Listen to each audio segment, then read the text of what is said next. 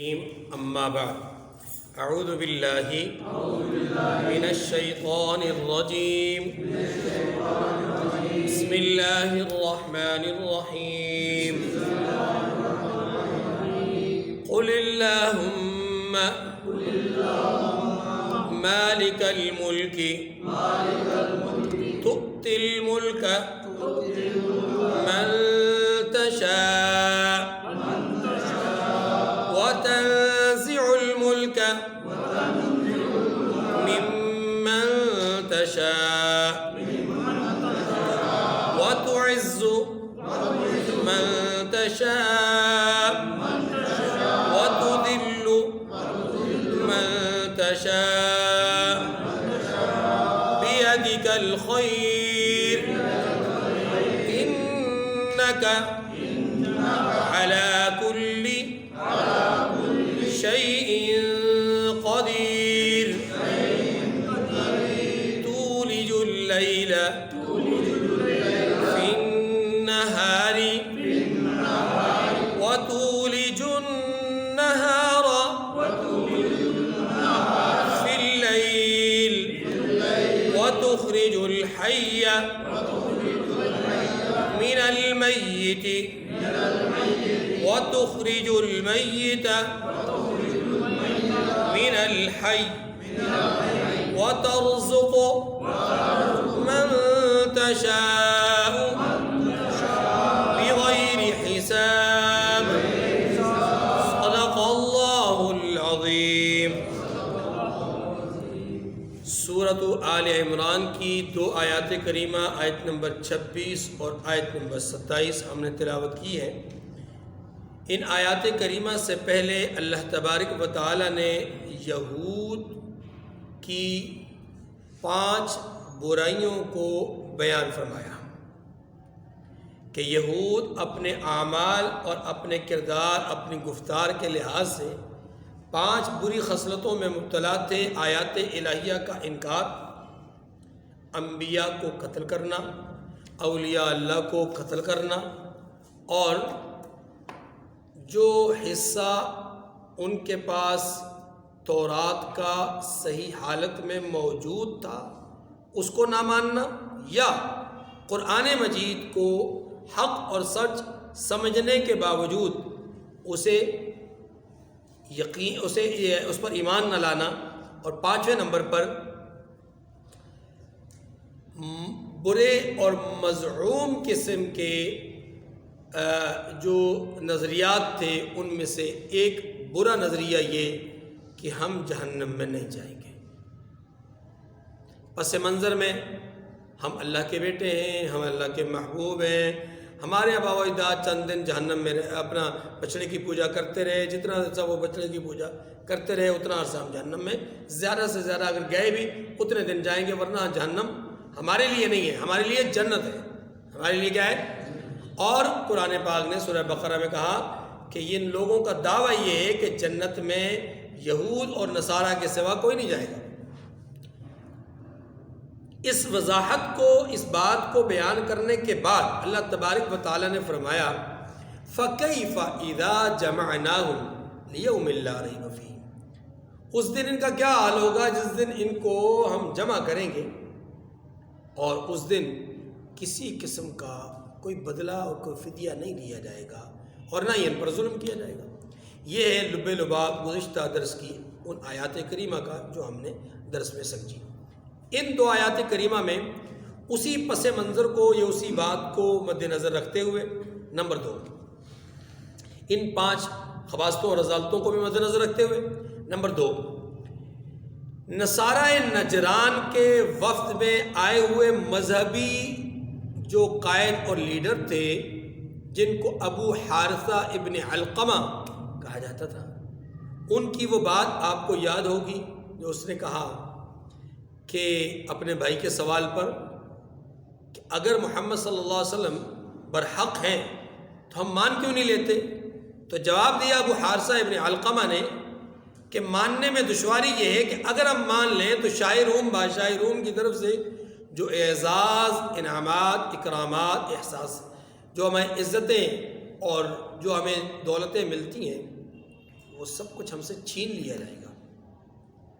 دو، ایک یہود کے 5 باطل نظریات یا 5 خباستیں، دوسرا نصارہ نجران کا وہ معاملہ، تیسرا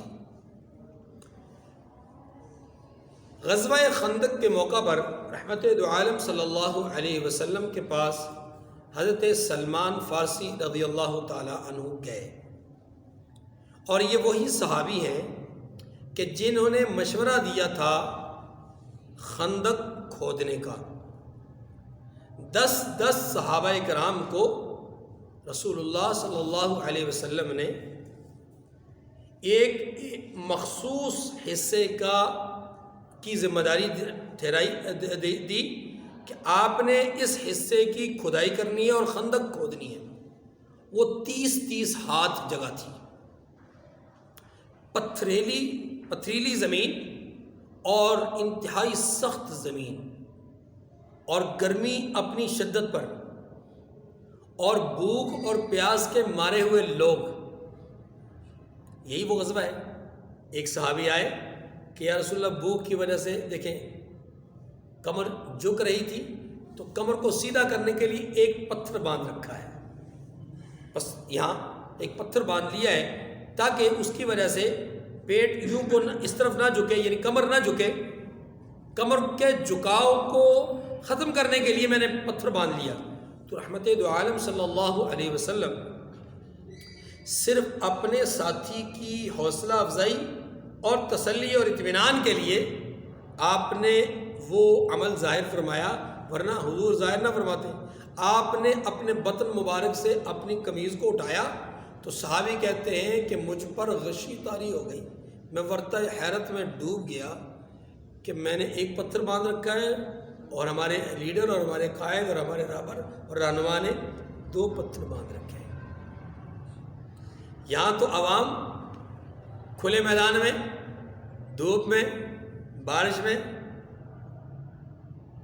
پریشان رہی، سردیوں میں گرمیوں میں پریشان رہی، اور قائد اور لیڈر مزے سے کنٹینر میں، آرام دہ کنٹینر میں، جہاں سردی اور گرمی کے بچاؤ کا بہترین انتظام، اور ہر قسم کا بیڈ اور صوفے کا انتظام، کھانے پینے کے کچن اور تمام تر سہولیات۔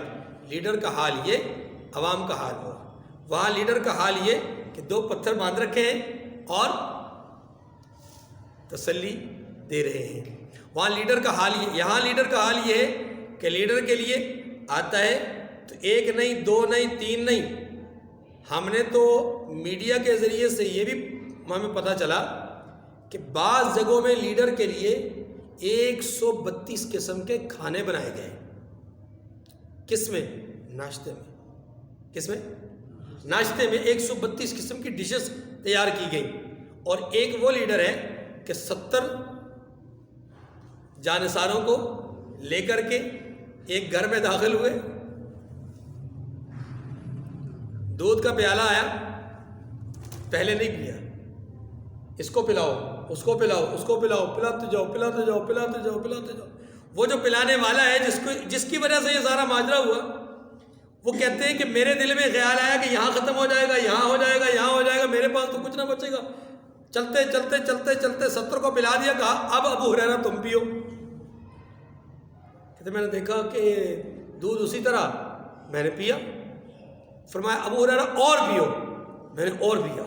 پھر فرمایا ابو ہریرہ اور پیو، میں نے اور پیا، اور پھر حضور نے فرمایا کہ اور پیو۔ میں نے کہا یا رسول اللہ اب گنجائش نہیں، دودھ اپنی جگہ پر، دودھ اپنی جگہ پر۔ حضور نے اسی پیالے کو لیا، 70 لوگوں کا 71 لوگوں کا منہ لگا ہوا، ہاں جی۔ اب وہ قائد اور لیڈر سب سے آخر میں وہ پیالہ لے رہا ہے اور خود نوش فرما رہے ہیں۔ یہاں برتن الگ، کرسی الگ، سارے معاملات الگ، ہاں جی، اور وہاں حالت یہ ہے۔ یہاں پورا آزما کر دیا جا رہا ہے، ہر طرح کی چھنی سے چھان کر دیا جا رہا ہے، اور وہاں اس کی کوئی پرواہ نہیں ہے۔ اسی لیے تو یہودیہ نے آپ کو زہر آلود وہ گوشت کھلا دیا اور آپ نے چپ کر کے کھا لیا۔ بات میں آ رہی کہ نہیں آ رہی؟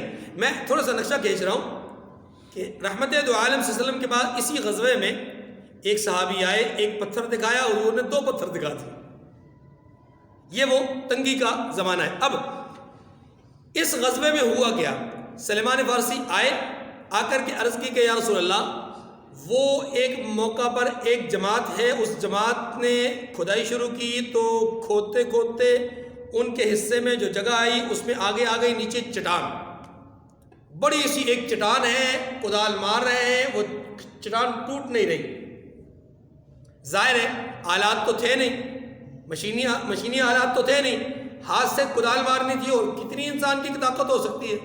رحمت دو عالم صلی اللہ علیہ وسلم نے فرمایا مجھے دکھاؤ۔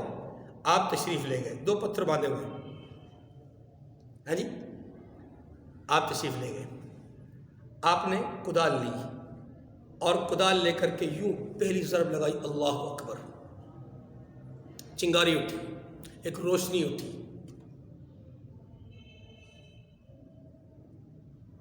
آپ نے فرمایا ہلاکا کسرا ولا کسرا بعدا، کسرا ہلاک ہو گیا، اب اس کے بعد کوئی کسرا نہیں پیدا ہوگا۔ وہ جو اپنے تھے نا، ان کی آنکھوں میں خوشی کے آثار نظر آئے، ان کے چہروں پر بشاشت کے آثار نظر آئے، ان کے سینے چوڑے ہو گئے۔ رحمت دو عالم بشارت دے رہے ہیں کہ کسرا ہلاک ہو گیا۔ دوسری کدال ماری، آپ نے فرمایا ہلاکا قیصر ولا قیصر بعدا، قیصر تباہ ہو گیا، اب کوئی قیصر نہیں آئے گا۔ پہلی کدال میں آپ کو ایران دکھایا گیا، ایران کے محلات دکھائے گئے۔ دوسری کدال میں آپ کو رومیوں کے محلات دکھائے گئے۔ پھر تیسری ضرب لگائی تو صنعاء، شام کا علاقہ، یہ آپ کو دکھایا گیا۔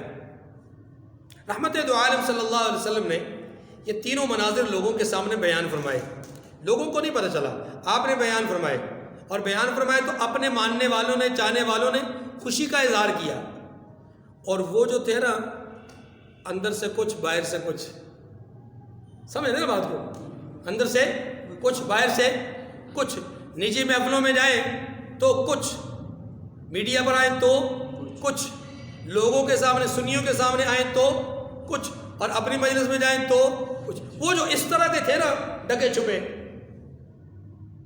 وہ من ہی من میں بغلے بجا رہے کہ نعوذ باللہ، کھانے کو ملتا کوئی نہیں، پیٹ پہ پتھر باندھ رکھے ہیں اور فتح کرنے جا رہے ہیں ایران کو۔ حالت یہ ہے کہ بھوک سے ستائے ہوئے ہیں اور محلات فتح کریں گے رومیوں کے، پانی میں بھگو بھگو کر کے پی رہے ہیں چمڑے کو، اور خواب دیکھ رہے ہیں صنعاء کی فتح کے۔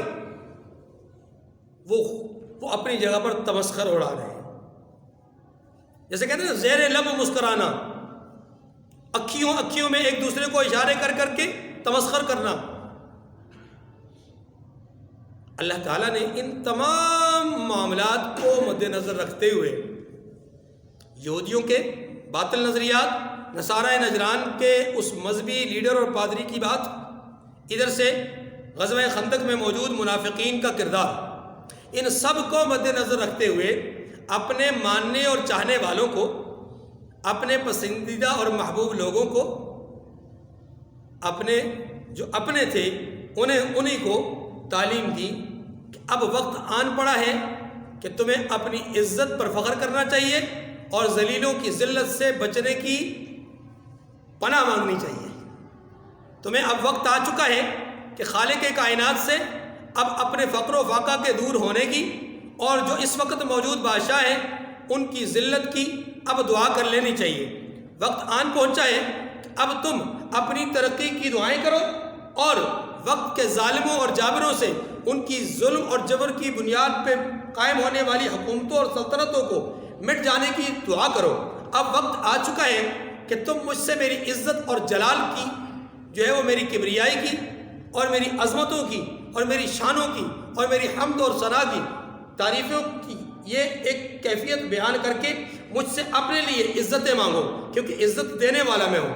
اور وقت آن پہنچا ہے کہ اپنے دشمن کے لیے آپ تاریکی کی، ذلت کی، اور ان کے لیے ان کی سلطنتوں کے گر جانے کی، ان کی عمارتوں کے منہدم ہو جانے کی اور ان کی جمعیتوں کے پارا پارا ہو جانے کی اب دعا کرو، کیونکہ میں ہی ذلت دینے والا ہوں. عزت بھی میرے ہاتھ میں، ذلت بھی میرے ہاتھ میں ہے، روشنی بھی میرے ہاتھ میں، تاریکی بھی میرے ہاتھ میں ہے. لہذا اب وقت آ چکا ہے کہ اب تم دست دعا دراز کرو. اب تم نے بہت سہ لیا ہے، بہت برداشت کر لیا ہے، تم نے اب صبر کی انتہا کر لی ہے. جو میرا تم سے تقاضا تھا اس کو تم نے پورا کر دیا ہے، جو میری تم سے ڈیمانڈ اور طلب تھی وہ تم نے پوری کر دی ہے. اتمام حجت ہو چکا. اب تم نے سارے راستے اپنا لیے، اب تم نے ساری دعوت کے طریقوں کو اپنا لیا، اب تم نے ساری چیزوں کا اتمام حجت کر لیا. اب ضرورت اس امر کی ہے کہ اب تم ان سے الگ ہو کر کے اپنی حکومت کی پختگی، اپنی حکومت کی مضبوطی اور اپنے جو رب کے نظام کی مضبوطی ہے اس کے لیے دعا مانگو، اور جو باطل اور طاغوتی نظام ہے اس کے پاش ہو جانے کی دعا مانگو. یہی سکھایا گیا ان آیات کریمہ میں. قل اللہم مالک الملک، قل اللہم مالک الملک، کیا دیجئے اے زمین و آسمانوں کے مالک. دعا ہے یہ، کیا ہے؟ دعا ہے. قل اللہم مالک الملک تؤتی الملک من تشاء، تؤتی الملک من تشاء، تؤتی الملک من تشاء. ضرورت پڑ گئی. اب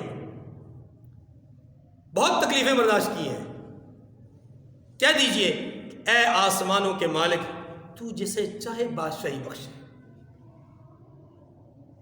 تیرے حکم کن سے بادشاہت ادھر سے ادھر ہو جائے، چاہے تو تخت سے اتار کر تختہ دار پہ لٹکا دے. تیرے لیے کیا معین. چاہے تو کبھی اپنے نافرمانوں کو بادشاہت عطا کر دے، جیسا کہ پچھلی صورت میں ہمارے سامنے 3 بادشاہوں کا تذکرہ آیا. کون؟ نمبر 1 فرعون، نمبر 2 جالوت، اور نمبر 3 نمرود. جالوت کو داؤد علیہ السلام نے قتل کیا، نمرود کا مقابلہ ابراہیم علیہ السلام سے، فرعون کا مقابلہ موسیٰ علیہ السلام سے، اور تینوں اولو العزم پیغمبروں میں سے.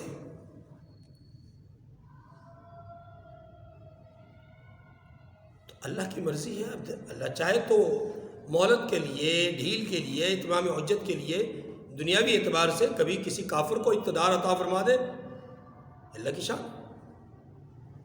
لیکن اب ضرورت اس بات کی پڑ گئی ہے، امر اس بات کی طرف متوجہ ہو گیا ہے کہ اب مسلمانوں کو چاہیے کہ وہ اپنے لیے دعائیں مانگیں اور اپنی ترقی اور کفر کی بربادی کے لیے دعائیں مانگیں. اسی دعا کو سکھایا گیا. اللہم مالک الملک تؤتی الملک من تشاء وتنزع الملک ممن تشاء. اے اللہ جس کے تو چاہے بادشاہی بخشے اور جسے چاہے بادشاہی چھین لے.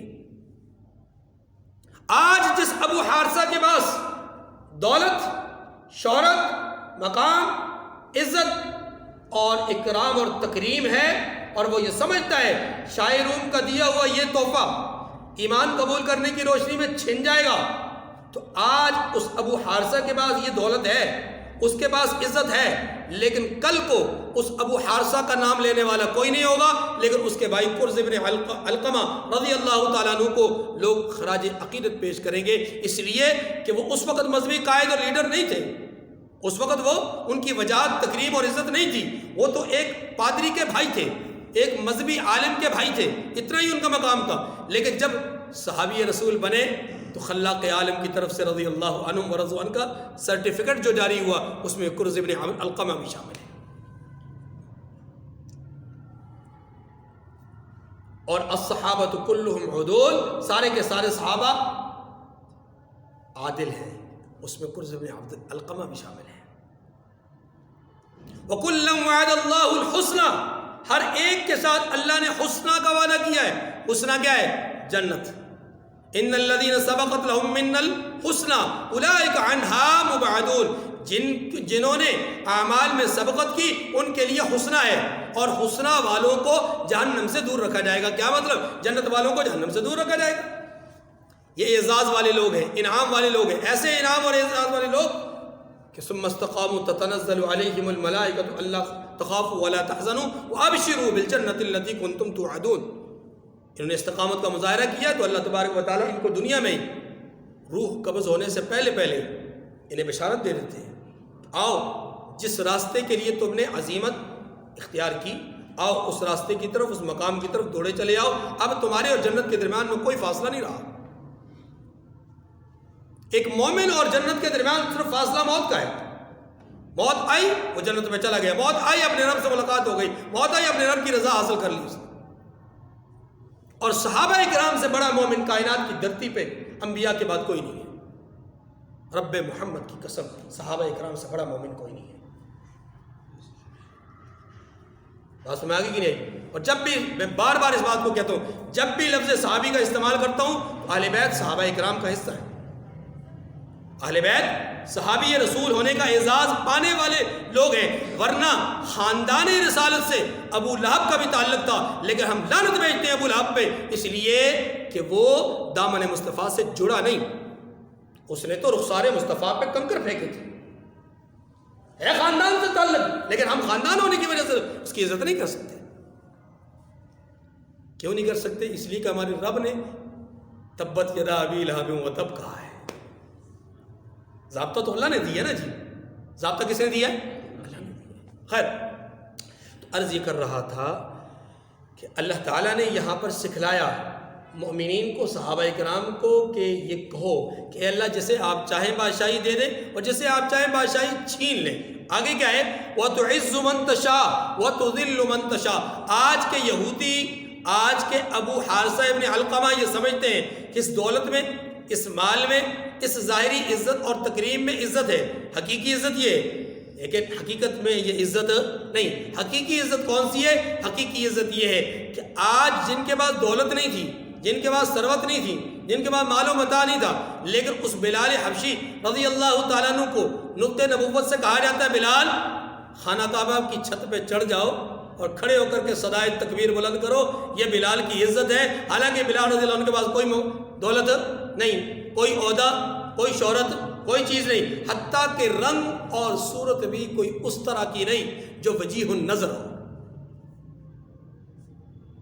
ان کے جو خط و خال لکھے گئے اس میں موٹے موٹے ہونٹ اور سیاہ فام، لیکن خلاق عالم جسے چاہے عزت عطا فرما دے، کیونکہ یہ صورتیں بنانا اس کا کام ہے۔ عزتیں ملتی ہیں کردار کی وجہ سے۔ کردار بلال رضی اللہ عنہ کا جو تھا وہ امیہ کا نہیں تھا، وہ امیہ کا نہیں تھا، لہٰذا امیہ کو اللہ نے جہنم کی طرف بلا لیا اور بلال کو اللہ نے خانہ کعبہ کی چھت پہ چڑھا دیا۔ چلتے خانہ مکہ مکرمہ میں تھے اور پاؤں کی آہٹ کی آواز کہاں آئی؟ جنت میں۔ یہ ہے عزت۔ یہ کیا ہے؟ عزت۔ وَتُعِزُّ مَن تَشَاءُ وَتُذِلُّ مَن تَشَاءُ۔ مولا کریم جسے آپ چاہیں عزت عطا فرما دے اور جسے آپ چاہیں ذلیل کر دے۔ لہٰذا اے اللہ، آج جو لوگ ہمیں ذلیل سمجھتے ہیں، اے اللہ ان کو ذلیل کر، اور حقیقی معنی میں ان کو ذلت دکھا کے ذلت ہوتی کیا ہے۔ اور اے اللہ ہمارا یقین ہے ہم عزت میں ہیں، آج بھی عزت میں ہیں، کل بھی عزت میں ہوں گے اور قیامت کے دن بھی عزت میں ہوں گے۔ کیوں؟ اس لیے کہ ہم تیرے نام لیوا ہیں اور تیرے نام لیوا کبھی ذلیل ہوتے نہیں۔ وَلَا يَعِزُّ مَنْ عَادَيْتَ وَلَا يَذِلُّ مَنْ وَالَيْتَ۔ جس کے ساتھ آپ دشمنی کر لیں، جس کے ساتھ آپ کی طرف سے دشمنی کا اعلان ہو جائے، وہ کبھی عزت پا ہی نہیں سکتا۔ مربوں کے نہیں، پوری کائنات کا بھی وہ مالک بن جائے، عزت نہیں مل سکتی۔ فرعون تھا نا، فرعون، وَنَادَى فِرْعَوْنُ فِي قَوْمِهِ قَالَ يَا قَوْمِ أَلَيْسَ لِي مُلْكُ مِصْرَ وَهَٰذِهِ الْأَنْهَارُ۔ جب اس نے دیکھا نا کہ میرے ماننے، میرے چاہنے والے، میرے درباری، میرے متبعین، وہ موسیٰ علیہ السلام کی طرف ان کا کچھ جھکاؤ ہو رہا ہے، ان کے معجزات کو دیکھ کر کے متاثر ہو رہے ہیں، تو اس نے فوری طور پر ایک ہنگامی پریس کانفرنس بلائی، ہنگامی کانفرنس بلائی، اور ہنگامی کانفرنس بلا کر کے اس نے کیا کیا؟ اس نے کہا جی دیکھیں وہاں سے یہ جو نہریں چل رہی ہیں کس کی ہیں؟ میری۔ اب سب لوگ خاموش، کس کی ہیں جی؟ وہ تو پریشان ہو گئے نا، کیونکہ ان کے پاس دو دلائل آ گئے۔ ایک دلیل وہ جو فرعون دے رہا ہے، اور فرعون کی دلیل دلیل نہیں ہے، اس کا تو صرف ظلم ہے، جبر ہے۔ اور ایک دلیل وہ ہے جو موسیٰ علیہ السلام دے رہے ہیں، اور وہ دلیل ایسی ہے کہ عقل میں بھی آتی ہے، نقل میں بھی آتی ہے، سمجھ میں بھی آتی ہے، فہم میں بھی آتی ہے۔ اب اس سے لوگ متاثر ہو رہے ہیں، اس لیے فرعون نے سوال کیا کہ یہ چلتی نہریں کس کی؟ سب خاموش۔ یہ بادشاہت کس کی؟ سب خاموش۔ یہ مصر کس کا؟ سب خاموش. اب جب سب ہر طرف خاموشی کا سناٹا دے گا اس نے کہا افلا تبصرون، دیکھتے نہیں ہو تم، مطلب دیکھ نہیں رہے، آنکھیں نہیں ہیں تمہارے ساتھ، کون ہے بادشاہ؟ اب جب اس نے اپنی جلالی کیفیت میں بات کی نا، وہ جو ظالمانہ انداز تھا، اب سب کو یہ مطلب محسوس ہوا کہ اب اس نے ظلم کرنا ہے، تو پھر دبے لفظوں میں سب نے کہا جی آپ ہی ہیں، آپ ہی ہیں. اب یہ جو اس نے کہلوایا تو اپنے ظلم کی بنیاد پہ کہلوایا، ورنہ دل ان کے، قرآن نے کہا وَجَحَدُوا بِهَا وَاسْتَيْقَنَتْهَا أَنفُسُهُمْ. قرآن پاک نے خدا کی قسم اتنے بلیغ انداز میں اور اتنے کمال فصاحت والے الفاظ میں ہمیں بات سمجھائی ہے. وَجَحَدُوا بِهَا وَاسْتَيْقَنَتْهَا. یہ جو جتنے لوگ انکاری تھے نا موسیٰ علیہ السلام کے، قرآن کیا کہتا ہے؟ یہ انکاری ہونا ان کا اس لیے نہیں تھا کہ ان کے پاس کوئی دلائل تھے، نہ، دل ان کے بھی کہہ رہے تھے کہ وہ حق پر ہے، ابن عمران حق پر ہے، وہ جو دو بھائی آئے ہیں دعوت دینے کے لیے وہ حق پر ہیں، جو انہوں نے معجزات پیش کیے ان کا توڑ ہمارے پاس کوئی نہیں ہے. لیکن کیا کریں، حالات سے مجبور ہیں، حالات سے دل نہیں مانتا کہ یہ کوئی وبا ہے، لیکن کیا کریں، حالات سے مجبور ہے، ماننا پڑتا ہے. بات سمجھ میں آ رہی کہ نہیں آ رہی؟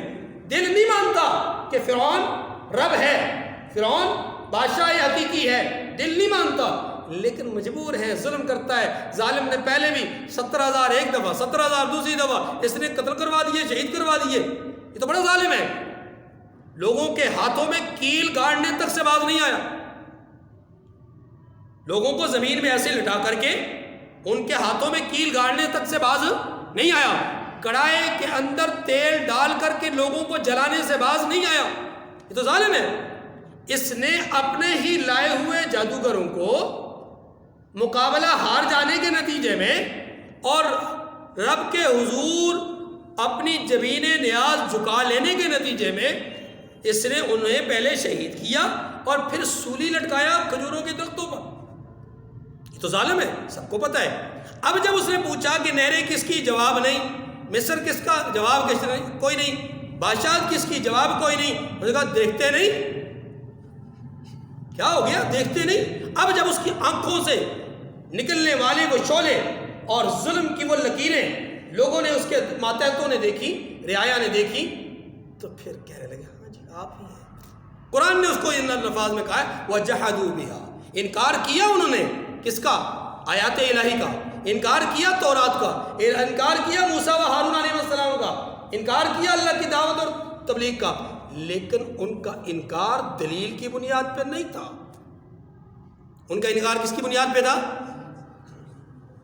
جاننے کے باوجود دل تسلیم کرتا تھا، لیکن ضد یا عناد یا مجبوری کی بنیاد پر انکار تھا. اسی بات کو یہاں سمجھایا گیا وَتُعِزُّ مَن تَشَاءُ وَتُذِلُّ مَن تَشَاءُ. حقیقی عزت یہ نہیں جو ابو حارثہ نے کہی، حقیقی عزت وہ ہے جو اللہ نے جناب بلال رضی اللہ عنہ کو دی، حضرت سلمان کو دی، جناب صہیب رومی کو دی، اور جناب قرظ بن علقمہ کو دی جو انہی کے بھائی تھے. بِيَدِكَ الْخَيْرُ إِنَّكَ عَلَى كُلِّ شَيْءٍ قَدِيرٌ. ہر طرح کی بھلائی تیرے ہی ہاتھ میں ہے اور بے شک تو ہر چیز پر قادر ہے. کیا صرف اللہ کے ہاتھ میں بھلائی ہے، برائی نہیں، برائی بھی ہے. ہر شر اور خیر کا خالق کون ہے؟ اللہ. شر اور خیر کا خالق کون ہے؟ شر کس نے پیدا کیا؟ اللہ نے. خیر کس نے پیدا کی؟ اللہ نے. یاد رکھیے ضروری نہیں ہے کہ ہر شر میں صرف شر ہی ہو. ہر شر میں صرف، یہ جملے پہ غور کیجیے گا ذرا، ضروری نہیں ہے کہ ہر شر میں صرف شر ہی ہو. بعض اوقات بعض شر ایسے ہوتے ہیں کہ ان کے اندر سے اللہ نے خیر کی روشنی اور کرنیں پھوڑنی ہوتی ہیں یا نمودار کرنی ہوتی ہیں یا ظاہر کرنی ہوتی ہیں. ایک وقت آیا کہ جب چنگیزیوں نے چنگیزیوں نے مسلمانوں کو شہید کیا اور تہ تیغ کیا اور ان کی کتابوں کو، دینی تعلیمات کے اوپر مشتمل رسالوں کو، مخطوطوں کو دریا برد کر دیا، اور ان کے اندر کوئی بھی اذان دینے والا، کلمہ پڑھنے والا، اللہ کا نام لینے والا باقی اپنے گمان کے مطابق نہیں چھوڑا۔ وقت آیا کہ جب ان کو بالکل دبوچ دیا گیا، دبا دیا گیا، تہ تیغ کر دیا گیا۔ عرصہ تھوڑا ہی گزرا تھا، اللہ نے اسی شر میں سے خیر کی کرن پھوڑی، اور انہی چنگیزیوں کی اولاد میں سے، چنگیز کا پوتا تھا یا پڑپوتا، اللہ تعالیٰ نے اسی کے ذریعے سے کلمہ اسلام کو بلند کیا، اور ایک وقت ایسا آیا کہ ایک دن میں 4 لاکھ لوگ مسلمان ہوئے۔ ایک وقت وہ تھا کہ طائف میں رحمت دو عالم صلی اللہ علیہ وسلم 15 دن رہے، اور 15 دن کے تگ و دو اور محنت شاقہ اور جہد مسلسل کے باوجود نتیجہ کیا ملا کہ آپ کے جسم اطہر کو لہو لہان کر کے آپ کے نالین پاک کو خون سے بھر دیا گیا، اور یہاں تک کہ آپ کے پاؤں نالین میں چپک گئے، اور پانی ڈال کر انہیں نکالا گیا، آزاد کیا گیا۔ اور جسم کے اندر نقاہت کا عالم یہ تھا کہ آپ کو طائف سے نکل کر ایک جگہ پہ کچھ دیر سستانے کے لیے، آرام کرنے کے لیے وہاں پر بیٹھنا پڑا، آگے چلنے کی سکت نہیں تھی۔ اب ایک وقت یہ ہے، اور ایک وقت یہ ہے کہ دبوچ دینے والے فرشتے دربار رسالت میں حاضر ہوئے کہ یا رسول اللہ حکم ہو تو دونوں پہاڑوں کو، دونوں گھاٹیوں کو ملا دیا جائے، پورا کا پورا طائف، پوری کی پوری وادی دبوچ دی جائے، مٹا دی جائے۔ رحمت دو عالم صلی اللہ علیہ وسلم فرماتے ہیں کہ نہیں، یہ نہیں تو ان کی نسلوں میں اللہ ایمان قبول کرنے والے پیدا فرمائیں گے۔ اللہ نے اسی طائف کے اندر سے ایسے لوگوں کو پیدا کیا کہ اللہ تبارک و تعالیٰ کی توحید کے بڑے علمبردار اہل طائف تھے۔ دبوچ دی جاتی، مٹا دی جاتی تو طائف والوں کے ذریعے سے اسلام کی تبلیغ کیسے ہوتی؟ آج وہ ماننے والے نہیں، لیکن ان کی نسلوں میں اللہ نے ماننے والے پیدا کر دیے۔ بات میں آ رہی کہ نہیں آ رہی؟ اسی بات کو کہا گیا اگلی آیات میں۔ تو اس لیے یاد رکھیے، خیر بھی اللہ کی طرف سے، شر بھی اللہ کی طرف سے۔ خیر میں چھپا ہوا شر، اللہ اس سے ہماری حفاظت فرمائے۔ خیر میں چھپے ہوئے شر سے اللہ ہماری حفاظت، اور چھپے ہوئے خیر کے ظاہر نظر آنے والے شر سے اللہ ہماری حفاظت فرمائے۔ دعا کو سمجھے؟ میں نے کہا کہ دعا کی ہے، میں نے کہا خیر میں چھپے ہوئے شر سے۔ بہت ساری خیریں ایسی ہوتی ہیں کہ ان میں شر چھپا ہوا ہوتا ہے، بڑے بڑے اچھے اللہ والے ہوتے ہیں، نیک لوگ ہوتے ہیں، لیکن وہ بات اس انداز سے کر رہے ہوتے ہیں کہ شعوری طور پر یا غیر شعوری طور پر اس انداز میں بات کرتے ہیں کہ ان کی بات کی وساطت سے، بات کی وجہ سے ماحول میں، مسجد میں، محلے میں، علاقے میں، ادارے میں کیا فساد پیدا ہو جاتا ہے، کیونکہ وہ بزرگ کی بات ہے، کیونکہ وہ ایک نیک آدمی کی بات ہے، ایک نمازی اور پرہیزگار آدمی کی بات ہے۔ بات سمجھ آ رہی کہ نہیں آ رہی؟ اب اس سے پھوٹنے والا جو شر ہے وہ اس خیر پر غالب ہوتا ہے۔ اس خیر پر کیا ہوتا ہے؟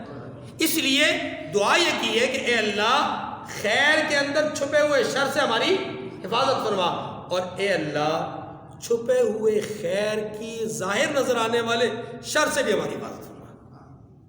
ظاہر تو شر نظر آ رہا ہے، اس میں خیر چھپی ہوئی ہے، لیکن ہم اس خیر کی طرف پہنچنے کا اس شر کے ذریعے سے راستہ نہیں تلاش کرتے۔ اے اللہ ہمیں ویسے ہی خیر نصیب فرما، شر کو دیکھنے، شر پر عمل کرنے، یا شر کا استعمال کرنے، یا شر کا سامنا کرنے کے بعد ملنے والی خیر سے اے اللہ ہم اتنی امیدیں نہیں رکھتے جتنی اے اللہ ظاہراً خیر کے اندر جو خیر رکھی ہوتی ہے اس سے ہمیں امید ہے۔ اے اللہ خیر سے ہمیں خیر ہی نصیب فرما، خیر سے خیر ہی۔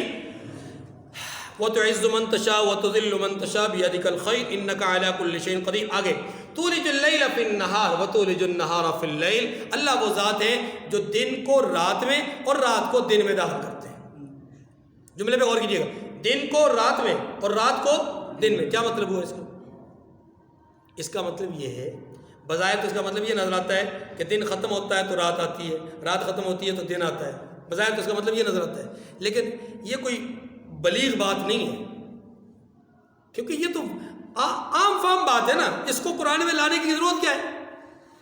یہاں جملے کا مطلب سمجھیے، یہاں جملے کا مطلب یہ ہے کہ اللہ وہ ذات ہے جو دن اور رات کو گھٹاتا بڑھاتا ہے، کبھی دن بڑھا تو کبھی رات بڑھی، کبھی دن بڑھا تو کبھی، یہ ہے مطلب دن کو رات میں داخل کرنا اور رات کو، یعنی دن کا کچھ حصہ رات میں داخل کر دیا تو رات کو بڑا کر دیا، سمجھ آ رہی؟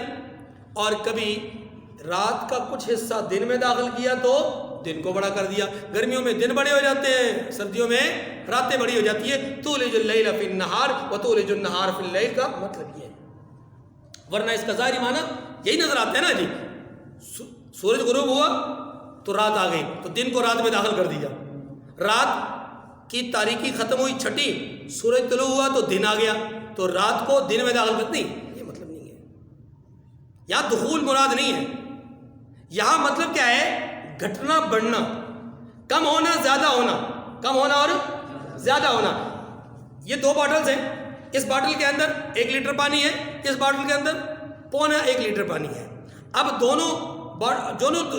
جو دونوں باٹلیں ہیں وہ 1.25 لیٹر کی ہے، آپ اس میں سے کچھ پانی ادھر ڈال دیتے ہیں تو اس کا کہا جائے گا کہ اس پانی کو اس میں داخل کر دیا، ادھر سے کچھ پانی وقت آیا تو اس میں داخل کر دیا تو کہا جائے گا اس پانی کو اس میں داخل کر دیا۔ اب آپ کہتے ہیں اورنج کو بلو میں اور بلو کو اورنج میں داخل کر دیا، سمجھ میں آ رہی کہ نہیں؟ یا یوں کہہ لیجئے کہ بزوری کو روح افزا میں داخل کر دیا، روح افزا کو بزوری میں داخل کر دیا۔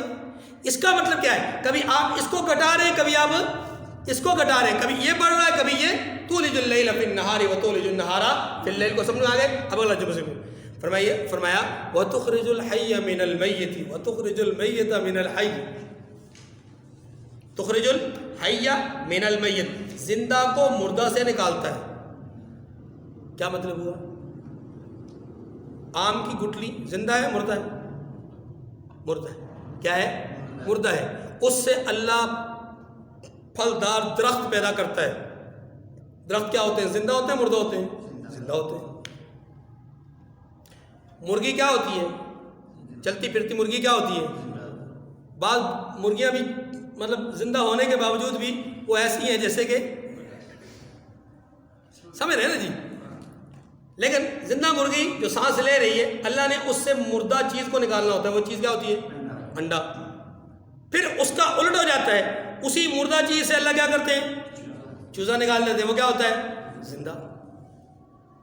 ایسے بہت ساری چیزیں ہیں جنہیں اللہ زندہ سے مردہ نکالتے ہیں، مردہ کو زندہ سے نکالتے ہیں، ٹھیک ہے؟ مردہ زمین ہوتی ہے، بنجر زمین ہوتی ہے، پانی برساتے ہیں، اس میں بیج ڈالتے ہیں، ہریالی آتی ہے اور وہ زندہ اور جو ہے وہ آباد ہو جاتی ہے، اور پھر وہی ہریالی وہی فصل کاشتکاری کے بعد ختم ہو جاتی ہے، نہ اگلی فصل بیجے نہ پانی لگائے اس کو، تو وہی زمین کیا ہو جاتی ہے؟ مردہ ہو جاتی ہے۔ یا یوں کہہ لیں، اس کو دوسرے لفظوں میں یوں کہہ لیں، گندم مردہ ہے دانا، اس سے اللہ اس فصل کو اگاتے ہیں جو کہ زندہ ہے، اور پھر اسی فصل کے ذریعے سے گندم آپ کو مردہ دیتے ہیں، ہاں جی، جو کہ زندہ سے پیدا ہوتی ہے۔ یہ مختلف صورتیں، مختلف چیزیں ہیں، لیکن آئیے ایک بات اور کی طرف روحانی اعتبار سے دیکھیں۔ نیک سے بد کو پیدا کرتے ہیں، زندہ سے مردہ پیدا ہوتا ہے۔ نیک سے بد کو پیدا کرتے ہیں تو کیا ہوتا ہے؟ زندہ سے مردہ پیدا۔ کیوں؟ اس لیے کہ نیک وہ ہے جس کا دل زندہ ہے، اور بد وہ ہے جس کا دل مردہ ہے۔ جس کے دل میں یاد الہی وہ زندہ، جس کے دل میں یاد الہی وہ مردہ۔ اللہ پاک نے خود ارشاد فرمایا، اللہ پاک نے خود قرآن پاک میں ارشاد فرمایا سورہ اعراف میں کہ یہ چل رہے ہیں، پھر رہے ہیں، دیکھ رہے ہیں، سن رہے ہیں، بول رہے ہیں، لیکن اندھے ہیں،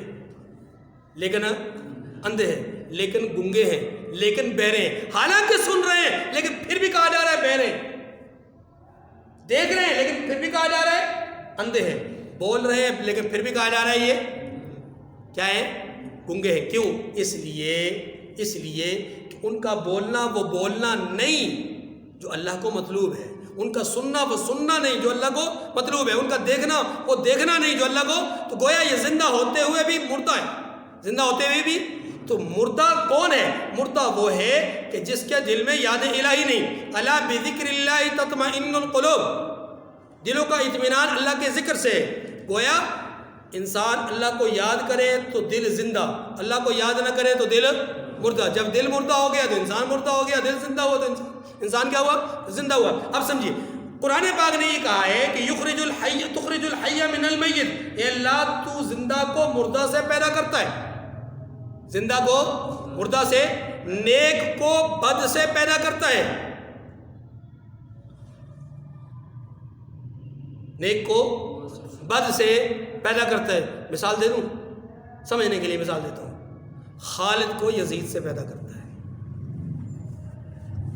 جو مشہور ہے معروف ہے یزید برائی میں، برا ہے نہیں وہ ایک الگ بحث ہے، لیکن برائی میں مشہور ہے تو مشہور تو ہے نا جی، اس کا نام برائی میں مشہور، اور اس کا بیٹا خالد، اللہ نے اس کو یہ توفیق دی کہ 6 مہینے حکمران رہا، خلیفہ رہا، اقتدار میں رہا۔ 6 مہینے کے بعد کہا بھائی میرا یہ کام نہیں ہے، تم جانو تمہاری حکومت جانے، میں گیا مسجد اللہ اللہ کرنے کے لیے۔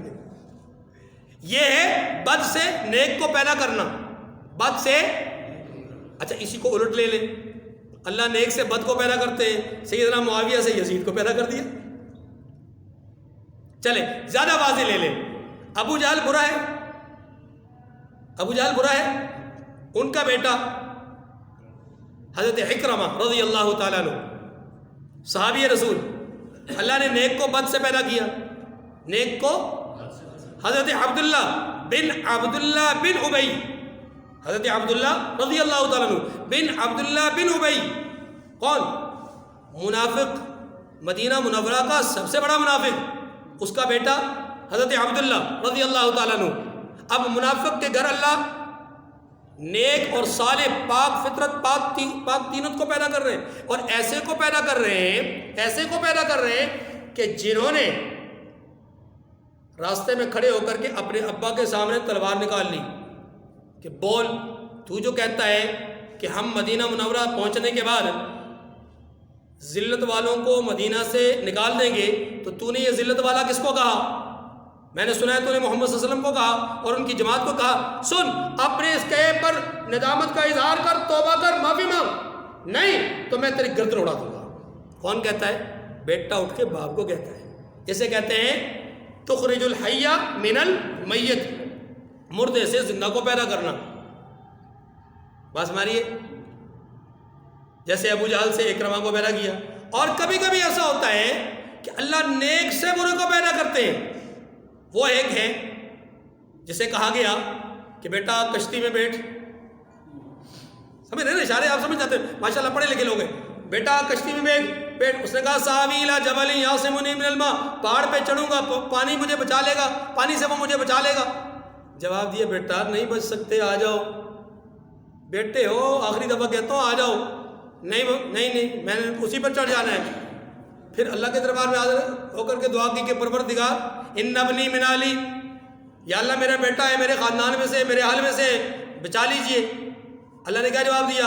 انہ لیس من اہلک انہ عمل غیر صالح، وہ آپ کا اہل نہیں، آپ کے خاندان کا حصہ نہیں، اس لیے انہ عمل غیر صالح، ہے نبی زادہ لیکن عمل صالح نہیں، نبی کا بیٹا ہے لیکن عمل صالح نہیں، اس لیے اب اس خاندان میں اس غیر صالح کو شامل نہیں کیا جا سکتا، اس لیے کہ نیک سے اللہ بد کو پیدا کرنے پر قادر ہے، کس سے؟ زندہ سے مردہ کو پیدا کرنے پر قادر ہے۔ دیکھیے وَتُخْرِجُ الْحَيَّ مِنَ الْمَيِّتِ وَتُخْرِجُ الْمَيِّتَ مِنَ الْحَيِّ وَتَرْزُقُ مَن تَشَاءُ بِغَيْرِ حِسَاب۔ آج پتھر باندھ رکھے ہیں، کوئی بات نہیں۔ آج اگر ابو حارثہ کے پاس دولت ہے، کرز کے پاس نہیں، تو کوئی بات نہیں ہے۔ آج اگر مدینے والوں کے پاس، مہاجرین اور انصار کے پاس دولت نہیں تو کوئی بات نہیں، منافقین کے پاس بڑی دولت ہے، یہودی مدینہ کے پاس بڑی دولت ہے تو کوئی بات نہیں۔ وَتَرْزُقُ مَن تَشَاءُ بِغَيْرِ حِسَاب۔ اے اللہ تو ہی دولت دینے والا ہے، رزق میں تنگی بھی تو ہی پیدا کرتا ہے، رزق میں فراخی بھی تو ہی پیدا کرتا ہے۔ اے اللہ وَتَرْزُقُ مَن تَشَاءُ، تو ہی جس کو چاہتا ہے بے شمار بار رزق بخش دیتا ہے. یہ اشارہ ہے اس بات کی طرف کہ اللہ اب ہمارے دشمن سے رزق کو چھین لے اور ہمیں اب تو رزق کی فراوانی نصیب فرما. اور پھر اللہ نے خوب فراوانی بھی عطا فرمائی ہے. اللہ تعالیٰ مجھے اور آپ کو سمجھنے کی توفیق کامل نصیب فرمائے. وآخر دعوانا ان الحمد للہ رب العالمین.